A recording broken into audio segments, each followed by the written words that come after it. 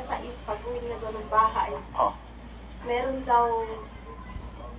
meron daw bumaba na lalaki galing po sa van. Opo. Tapos nakita daw nila yung dalawa ng kaklase na sumusunod sa kanila. Nakita nila yung mga bata na nakasakay sa van. Marami, tapos umiiyak. Yun ang kwento. Hindi siya nagkwento sa akin. Meron pa akong pagmamalaman. Ngayon, pinalikan po siya.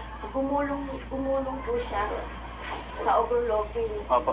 Nung dumaan daw may dumaan daw po na nakasinigal ng motor. Doon lang daw po sila nakabuelo, nakatakas. Matakas. Pero sabi daw po ng lalaki, babalikan ka namin, sabi gano'n.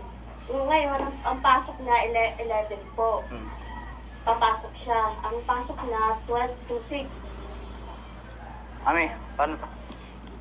So, ayaw po, yung bumalik po siya kasi meron daw pong van na itim sa puti. Walang plaka po. Tapos yung, ano ba yung nakita mo? Sabi, may may nakuha daw na bata. Sinong bata yun?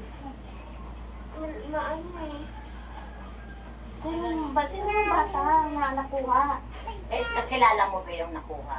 Hindi niya kilala. Yung sinasabi, di ba, may maraming nawawala ngayon ng mga ano. Totoo lang, maraming nakalabasa sa Facebook ngayon.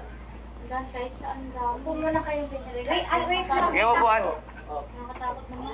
Tapusin lang natin tong isang ano. Ano na? May mga CCTV naman yata doon sa ano na yan eh. Sa lugar na yan eh. Ano, Kuya G, magkaroon Saan yan? Dito sa may ano? So, po, Sa overlooking ang ano? kanina, pag-uwi na doon sa bahay, grabe ang putla niya, nangangatog, nanginginig. Pero yung may kasama ka, nakuha yung kasama mo? Siya lang po ba mag-isang...